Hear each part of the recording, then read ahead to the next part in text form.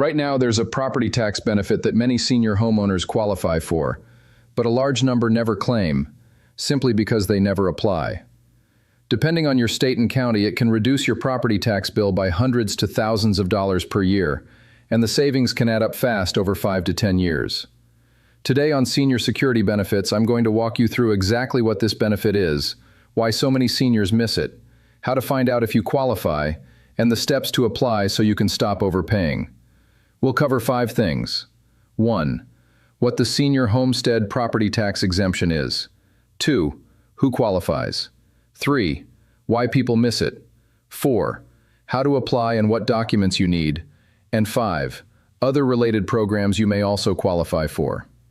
Stay through all 5 sections because one small detail, like a deadline or a second add-on exemption, can be the difference between saving money and leaving it on the table again. Most homeowners know they pay property taxes. Those taxes fund schools, roads, emergency services, and local government. What many people don't realize is that nearly every state has some type of property tax relief program for older homeowners who live in their home as their primary residence. It's often called a homestead exemption, a senior exemption, a senior freeze, or a property tax deferral. The name changes, but the basic purpose is the same: to make it easier for seniors, especially those on fixed incomes, to stay in their homes as taxes and assessments rise. Here's the most common way it works. Your county or local assessor sets an assessed value for your home. Your property tax is based on that value.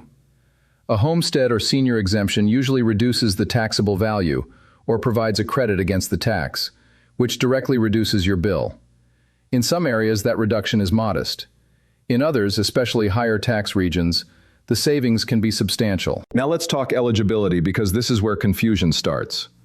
Rules vary by state and often by county, but the most common requirements look like this. First, you must own the home. This is generally not for renters, though renters may have a separate credit we'll discuss later. Second, it must be your primary residence, not a vacation home, not a rental property, not a house you own but don't live in. Third, there is usually an age requirement. Many programs start at 65, but some start at 60, 62, or even 55, depending on the state and the specific program. Fourth, some programs have an income limit while others do not. In some states, every homeowner above the age threshold qualifies regardless of income. In other states, income determines whether you qualify and how much you receive. One of the biggest mistakes seniors make is assuming they're already getting the senior benefit just because they filed a homestead exemption years ago. In many places, the standard homestead exemption and the senior exemption are separate. You may need to file again once you hit the qualifying age. Another common misunderstanding is thinking the exemption follows you automatically if you move. In most jurisdictions, the exemption is tied to the property address, not your identity. If you buy a new home, you often need to apply again at the new address. So why do so many seniors miss this? The first reason is simple. Most counties do not automatically notify you when you become eligible. You typically don't get a happy 65th birthday, here's your tax reduction letter. Unless you hear about it from a neighbor, a tax preparer, a local news story, or a community program, you may never know it exists. The second reason is paperwork friction. Even when the application is short, it still requires you to find the correct form, gather documents, and submit it to the right office. For seniors dealing with mobility issues, health challenges, or limited internet access, that's enough to delay it indefinitely. The third reason is eligibility confusion. Some seniors assume they earn too much or that this is only for people on Medicaid or other assistance. That's not always true. Some senior exemptions are broad. Others are income tested, but the income limits are sometimes higher than people think. The only way to know is to check your county's rules. Now let's get into the step-by-step application process because this is where the savings become real. Start with the right office. In most places, you'll contact your county assessor, county appraiser, appraisal district, or tax collector. The office name varies. The simplest search is your county senior homestead exemption or your county property tax exemption 65. If you prefer not to search online, call your county government main line and ask, which office handles senior property tax exemptions for homeowners? When you contact them, ask 3 questions. 1. What senior exemptions are available in my county and what is the age requirement? 2. Is there an income limit? 3. What is the deadline to apply for this tax year? Deadlines matter. Some programs require filing by a specific date, often early in the year, and if you miss it, you may have to wait until the next cycle. Next, gather your documents. Most counties ask for a government-issued ID showing your date of birth, proof you own the home, often a deed, closing statement, or property tax bill, and proof you live there, often a utility bill, voter registration, or driver's license showing that address.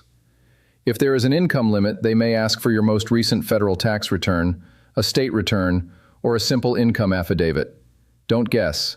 Ask what they accept because requirements vary. Then file the application exactly as instructed, online, by mail, or in person.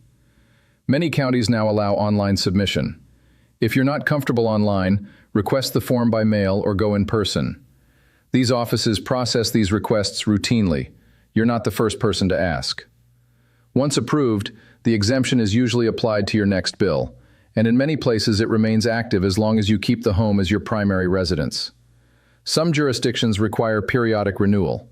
Ask specifically, do I need to renew this, and if so, how often? Here's a money-saving question many people forget to ask. Can this be applied retroactively? Some states and counties allow you to claim the exemption for prior years if you were eligible but didn't file. Sometimes 1 year back, sometimes more. Not every area allows retroactive refunds, but if your county does, it can mean a meaningful refund. Now let's talk about additional programs that often stack with or exist alongside the senior exemption. One is a property tax freeze. A freeze typically locks the taxable value or tax amount so it doesn't keep rising as assessments increase, as long as you remain eligible. Another is a property tax deferral, which lets qualifying seniors postpone paying some or all property taxes until the home is sold or transferred. This isn't free taxes. It usually becomes a lien that must be paid later, but it can be a lifeline for seniors who are house rich but cash poor. Another category is a property tax credit on your state income tax return, sometimes called a circuit breaker credit. These credits can apply to homeowners and sometimes renters, and the rules depend heavily on state law. This is also a good place to clear up common myths. Applying for a homestead or senior exemption does not trigger an audit in the normal sense. It's a routine program.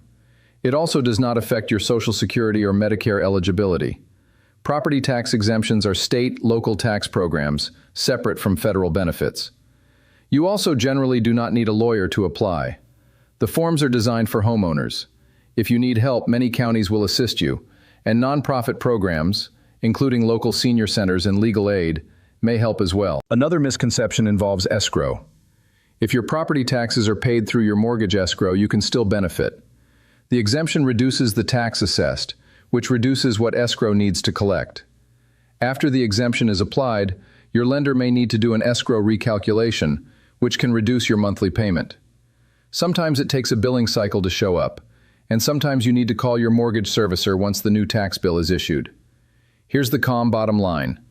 This is one of the simplest, highest impact steps a senior homeowner can take to reduce monthly financial pressure without changing anything else about your life. If you're over 60 or approaching 65, you own your home, and you live in it as your primary residence, it is absolutely worth a phone call this week to your county assessor/appraiser's office to ask what you qualify for, what the deadline is, and what documents they need. If you want, tell me your state and county in the comments and whether you rent or own. I'll tell you what program names to search for in your area and the right local office to contact. And if this helped, share it with one senior homeowner you care about, because this is one of those benefits people miss not because they don't deserve it, but because nobody told them how to claim it.